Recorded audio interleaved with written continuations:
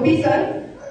श्री पोपी सर हे BSc आणि MA इन पॉलिटिक्स सायन्स आणि LLB या शैक्षणिक पात्रतेसह एक आदर्श युवा व्याख्याते, इतिहास अभ्यासक आणि प्रेरणादायी वक्ते आहेत.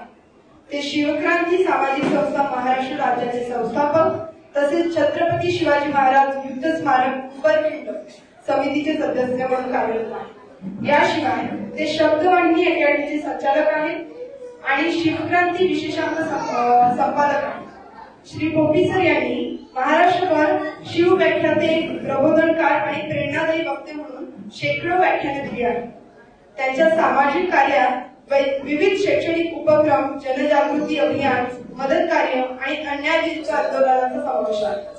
त्यांच्या उल्लेखनीय कार्यासाठी त्यांना अनेक पुरस्कारांनी सन्मानित करण्यात आले आहे, ज्यामध्ये संत तुकाराम महाराज समाज भूषण पुरस्कार, भारत अस्मिता राष्ट्रीय पुरस्कार आणि युवा सेना प्रमुख आदित्य ठाकरे यांच्या हस्ते विशेष गौरव करण्यात आलेला आहे.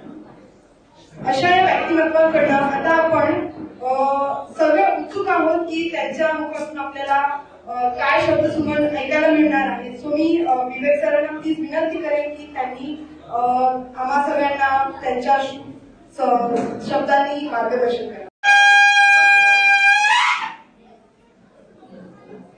प्रज्ञाशील करुणा हा जगाला अष्टांगण मार्ग देणारे जगातील सर्वोत्तम भूमिपुत्र तथागत भगवान गौतम बुद्ध, चक्रवर्ती सम्राट अशोक, स्वराज्य संकल्पक शहाजी महाराज, ज्या मातेला या महाराष्ट्राच्या माती दोन दोन छत्रपती निर्माण केले तर राष्ट्रमाता राजमाता मासाहेब जिजाऊ, शेतकऱ्यांचे कष्टकऱ्यांचे राजे कुलवाडी भूषण, स्वराज्याचे संस्थापक छत्रपती शिवाजी महाराज. छत्रपती शिवाजी महाराजांनी तयार केलेल्या शिवधर्म, शिवनीती आणि शिवराज्याच्या रक्षणाकरता शेवटच्या श्वासापर्यंत लढणारे रणधुरंधर वीर योद्धा शिवछावा संस्कृत पंडित स्वराज्य रक्षक छत्रपती संभाजी महाराज. संततेची धर्म, असंतते अधर्म आणि कलाही मर्म तुझी असी हा प्रखरपणे मार्ग करणारे, मार्ग देणारे जगद्गुरु संत तुकोबाराय. अवघाची संसार सुखाचा करीना आनंद भरीना तिने लोका हा संदेश देणारे जगाची माऊली माऊली संत ज्ञानेश्वर. एका हातामध्ये झाडू आणि एका हातामध्ये वाडगं घेऊन गावागावात ज्यांनी स्वच्छतेचा मार्ग ज्यांनी दाखवला ते राष्ट्रसंत गाडगे महाराज, राष्ट्रसंत तुकडोजी महाराज. शिक्षणाची ज्ञानगंगा जनमानसाच्या धृतून या देशातील महिलेला चूल आणि मूळ इथपर्यंत मर्यादित न राहता या देशातील महिलेला जगाच्या पटलावर समानतेचा अधिकार निर्माण करून देणाऱ्या क्रांतीसूर्य महात्मा ज्योतिराव फुले, क्रांतीज्योती सावित्री आहे.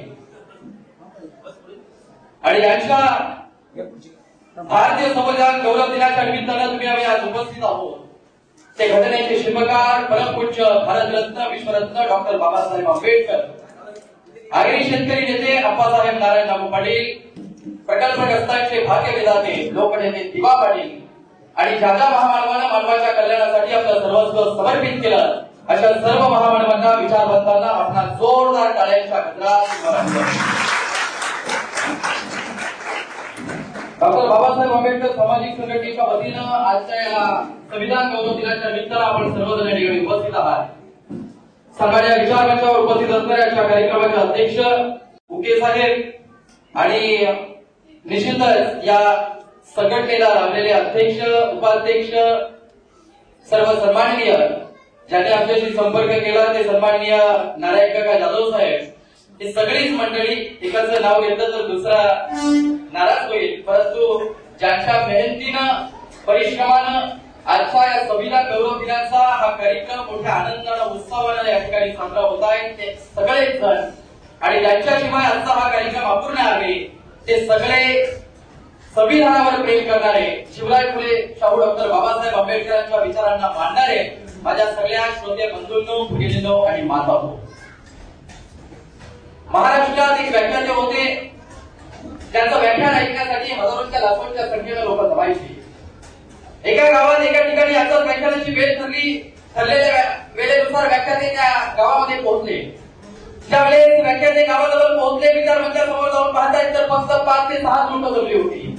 व्याख्यात्याने म्हटलं व्याख्यानाची वेळ झाली आहे, आपण थोडं थांबलं पाहिजे, लोक अजून जमू द्या. संध्याकाळची 7ची वेळ होती, 7:30 वाजले. व्याख्यात्याने विचारलं आयोजकांना की आता किती लोक विचारमंचासमोर जमले. त्यांनी सांगितलं की फक्त 10 ते 15 लोक जमले आहेत. व्याख्यात्याने सांगितलं आपण अजून थोडं थांबूया. 7:30चे 8 वाजले, 1 तास उठून गेला. पुन्हा विचारलं किती लोकांचा प्रयत्न केला समोर, त्यांनी सांगितलं फक्त 30 ते 35 लोक फक्त विचारकांच्या समोर जमले. व्याख्यात्यांनी सांगितलं व्याख्यान संपायची वेळ आली आहे, आता आपण व्याख्यानाला सुरुवात केली पाहिजे. व्याख्यात्यांनी व्याख्यानाला सुरुवात केली, व्याख्यान संपलं आणि समारोप करत असताना जेव्हा व्याख्याते आयोजकांना हात जोडून स्मितहास्य करून निघाले, तेव्हा आयोजक मात्र व्याख्यात्यांच्या समोर उभे राहिले आणि हात जोडून उभे राहिले आणि म्हणले की व्याख्याते साहेब आम्हाला माफ करा, व्याख्याते साहेब प्राचार्य आम्हाला माफ करा. आज व्याख्यानाचा कार्यक्रम आपल्या गावामध्ये जरूर आहे, परंतु व्याख्यानाला जास्त लोक जमू शकली नाही. याचं कारण एका बाजूला गावामध्ये तमाशा लागला आणि एका ठिकाणी आज व्याख्यान लागलं आणि सगळी लोक जाऊन त्या तमाशाला जाऊन पोहोचली, व्याख्यानाला येऊ शकली नाही.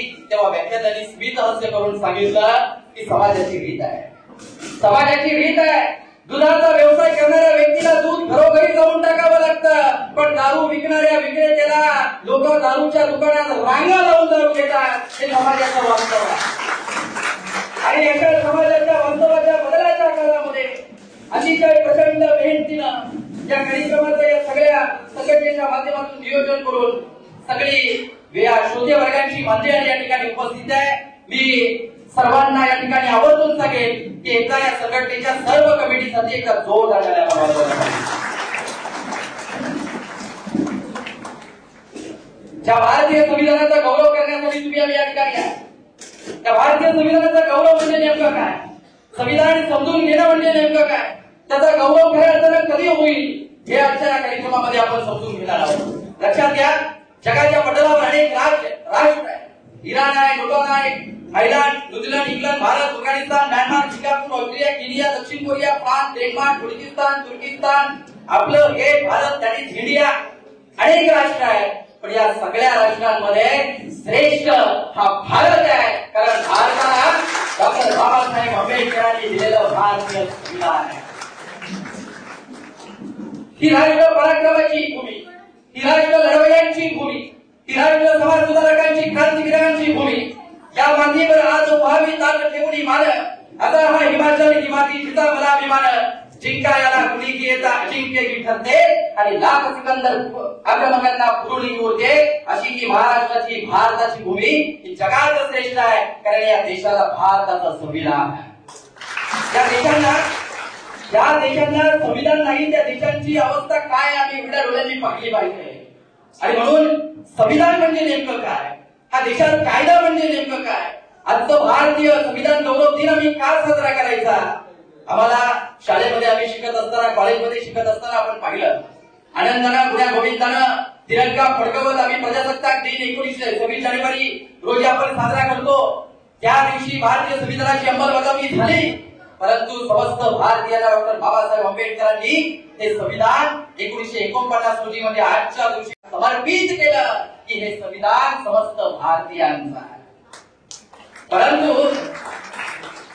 परंतु हेच भारताचं संविधान तुम्ही आम्ही समजून घेतलंय का, ते आमच्यापर्यंत पोहोचलंय का, ते आमच्यापर्यंत पोहोचू दिलंय का, हे दुर्दैवानं आपण लक्षात घेतलं पाहिजे.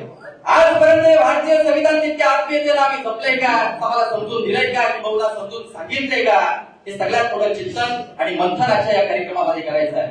लक्षात घ्या, तुम्ही जर हिंदू बांधव असाल तर तुमचा पवित्र धर्मग्रंथ हा भगवद्गीता असू शकतो. तुम्ही जर मुस्लिम बांधव असाल तर तुमचा पवित्र धर्मग्रंथ हा कुराण असू शकतो. तुम्ही जर ख्रिश्चन असाल तर तुमचा पवित्र धर्मग्रंथ हा बायबल असू शकतो. तुम्ही जर बौद्ध असाल तर तुमचा पवित्र धर्मग्रंथ त्रिपिटक असू शकतो. पण तुम्ही जर भारतीय असाल तर तुमचा सर्वोत्तम ग्रंथ हा भारतीय संविधानाचा पाहिजे. हे डॉक्टर बाबासाहेब आंबेडकरांनी सांगितलेलं आहे. लक्षात घ्या. पण दुर्दैवाने झालं काय, या देशामध्ये काय अवस्था आहे बघा.